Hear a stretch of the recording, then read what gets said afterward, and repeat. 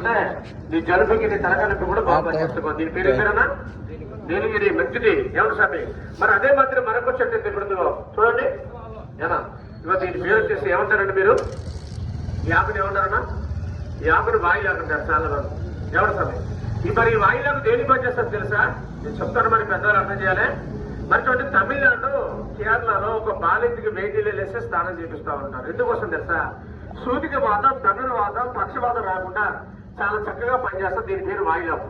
మన సైడ్ మనం lemon tea ఎలా తాగుతాం? టీలో లెమన్ టీ ఎలా వేసుకుంటాం? పూజలు వేసుకుని నిమ్మకాయ వేసుకుని తాగుతాం కదా.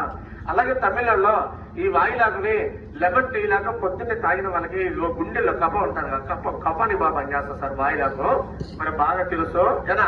ఒళ్ళు నొప్పులు కూడా బాగా పనిచేస్తారు. చాలా మంది వేడి నీళ్ళు వేసుకొని స్నానం చేస్తారు ఈ ఆకుని. ఎవరు సార్? ఒళ్ళు నొప్పులు బాగా వాత నొప్పులు అంటారు కదా, వారు బాగా పనిచేస్తుంది. దీని పేరేనా వాయిలాకు సమయం.